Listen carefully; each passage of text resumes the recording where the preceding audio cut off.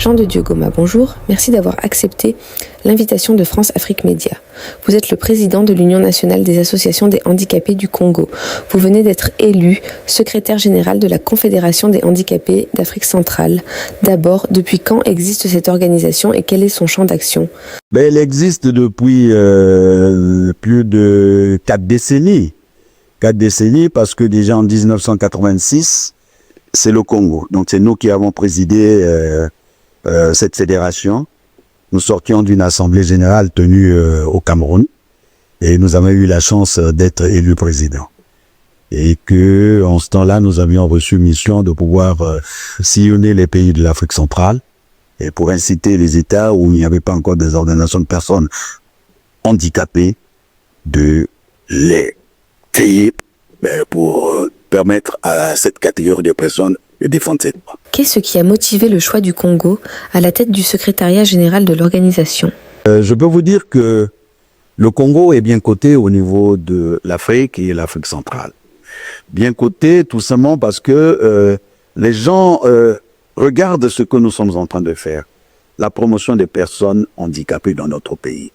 On sent qu'au niveau du Congo, il y a une prise en compte réelle de cette catégorie de personnes. Nous ne sommes plus les laissés pour compte comme on le vivait il y a 30, 40 ans. Nous faisons partie, effectivement, des personnes qui contribuent au développement de notre pays.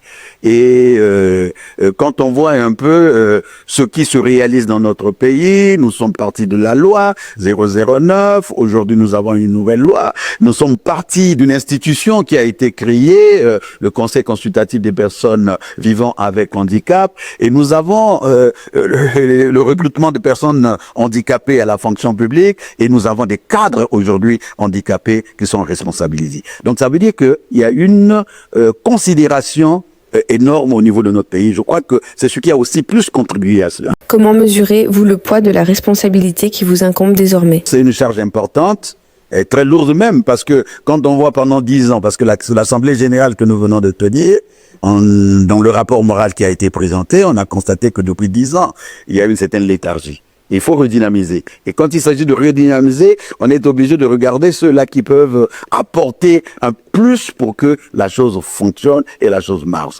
Effectivement, je sens que c'est une lourde responsabilité parce que j'ai commencé déjà à réfléchir comment est-ce que nous devons nous tous au niveau de l'Afrique centrale nous mettre en mouvement pour que un certain nombre de choses se réalisent en faveur des personnes handicapées. Quels sont les défis que vous êtes appelés à relever à court terme?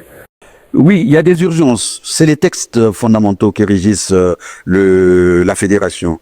Nous devons travailler ces textes-là, revoir ces textes-là, adapter ces textes-là aux situations de l'heure, aux textes internationaux également. Et c'est le travail que nous avons reçu. Et ça, dans comme en politique on dit, dans les 100 premiers jours, il nous faut rapidement mettre sur pied ces différents documents, les statuts, le règlement intérieur, et par la suite passer à la phase où il faut maintenant aller vers les pays, aller vers les organisations des personnes handicapées, aller vers les États, aller même vers les agences qui peuvent nous venir en aide pour effectivement faire fonctionner la fédération. Personnes handicapées, personnes vivant avec handicap, il y a quelle nuance entre les deux? Effectivement, aujourd'hui, il y a une nuance, et d'ailleurs, les textes, les instruments juridiques internationaux que nous-mêmes au niveau de notre pays, au niveau du Congo, nous mettent un peu en difficulté par rapport à ces termes-là. Et il nous a été reproché, il faudrait qu'on se le dise, les deux Congos d'ailleurs, la République démocratique du Congo et la République du Congo-Brazzaville, que nous utilisons les termes, la terminologie personnes vivant avec handicap. Alors que les textes que nous avons ratifiés, les documents que nous avons ratifiés nous-mêmes, il s'agit de la Convention relative aux droits, la Convention internationale relative aux droits des personnes handicapées, il s'agit du protocole africain sur les droits des personnes handicapées, il n'y a pas la mention personnes vivant avec handicap. Donc on nous demande de pouvoir réfléchir et comment réadapter, enfin, utiliser le nouveau langage. Mais je sais que les engagements que nous avons pris, nous leur avons dit, ça va se faire, mais il faudrait que ça prendra le temps que ça prendra. Mais est-il que déjà nous, au niveau de nos organisations, nous allons commencer à avoir ce langage-là pour amener tout le monde à parler personnes handicapées au lieu de personnes vivant avec handicap. Quelle est la situation réelle de la personne handicapée au Congo, votre pays? Mais la personne handicapée au Congo mène une vie plus ou moins meilleure que les autres au niveau des autres pays de la sous-région. Hein, voilà, tout à l'heure, je vous ai parlé de ce qui se fait, la considération que nous avons. La considération que nous avons. Vous savez, je l'ai dit à d'autres occasions, quand on s'est retrouvé à Addis Abeba, et j'étais surpris de constater que les amis du Cameroun sont venus nous voir, les amis de la Guinée équatoriale sont venus nous voir. Vous dites, nous avions suivi l'élection présidentielle au niveau de votre pays. Et que la participation des personnes handicapées était effective. Ça fait partie, en réalité, des obligations qui sont contenues dans les textes fondamentaux que nous avons ratifiés. La politique aujourd'hui, contrairement à ce qu'on se disait hier, que les personnes handicapées n'ont pas le droit de faire la politique. Non, mais pour mieux défendre leur cause, les personnes handicapées sont obligées de faire la politique et doivent être dans des partis politiques. Et ça, on ne peut plus nous interdire ça. Mais c'était mal interprété hier, hein, c'était mal interprété. Ce combat, nous l'avons mené depuis 40 ans. Si aujourd'hui, les personnes handicapées que vous voyez là, sont prises en compte, sans considérer dans ce pays, c'est tout simplement parce qu'il y a eu une lutte. Et cette lutte-là est passée par l'UNACO. Est-ce qu'il y avait possibilité que vous promenez deux personnes handicapées sans que les enfants, sans que les gens vous montrent du doigt? Est-ce qu'aujourd'hui, ça n'existe plus aujourd'hui? Hier, on nous montrait du doigt, hein? On nous montrait du doigt. Et hier encore, on n'avait pas la possibilité, nous autres personnes handicapées, de nous marier avec les personnes valides. Alors qu'il y a eu un travail qui a été fait, et aujourd'hui, ça se fait sans hésitation, sans problème. Il n'y a pas de préjugés, parce que hier on dit, ah non, se marier avec un handicapé, ça veut dire que c'est vous amener, comment vous dites ça, la malchance dans la famille. Non, ça, on a démontré depuis plus de 40 ans, c'est autre chose, parce que nous marions avec les personnes dites valides, et nous faisons des enfants aussi valides, hein, des enfants valides. Donc, de ce côté-là, je crois que le combat que nous avons mené a été un combat important. Parce que je vous ai parlé tout à l'heure même du conseil consultatif. Mais même pour qu'on arrive à avoir un secrétariat d'État, c'était une lutte. Nous avions lutté pour qu'on y arrive. Nous avons lutté pour qu'on ait un centre d'appareillage moderne, le tout premier centre d'appareillage moderne dans ce pays-là. Mais c'était une lutte qui est partie de l'UNACO pour qu'on arrive au niveau de l'État à créer ça. Donc, tous les dirigeants aujourd'hui, tous les dirigeants, je ne vois pas quel est le dirigeant, les leaders, j'allais dire, les leaders des organisations des personnes handicapées, je ne vois pas quel leader qui n'est pas passé par cette école UNACO. Tout le monde est passé par cette école UNACO, donc nous sommes là, une grande école, nous sommes en train de former et nous continuons cette formation-là. Au sujet de la politique de construction de logements ou des espaces publics dans votre pays, y a-t-il une prise en compte des personnes en situation de handicap ou en perte d'autonomie? C'est un combat que nous sommes en train de mener depuis belle lurette.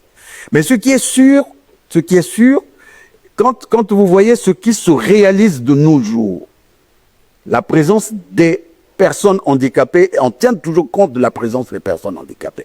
Vous savez, quand nous avions constaté tout récemment les écoles qui ont été construites dans un quartier de Brazzaville n'ont pas tenu compte de ces dispositions-là, mais nous avons fait une correspondance au ministre de l'enseignement primaire, secondaire et de l'alphabétisation pour attirer son attention. Mais au moins, dans ce qui se construit aujourd'hui, ce qui se fait aujourd'hui, on tient compte de la présence des personnes handicapées. Mais il n'y a pas que les personnes handicapées. Vous savez, la société, les gens vieillissent aussi. Hein? Quand on vieillit, la locomotion devient difficile et autres. Donc c'est nous tous aussi qui utilisons ça, ces édifices-là. Pas seulement les handicapés, mais aussi même les personnes vieillissantes utilisent ça.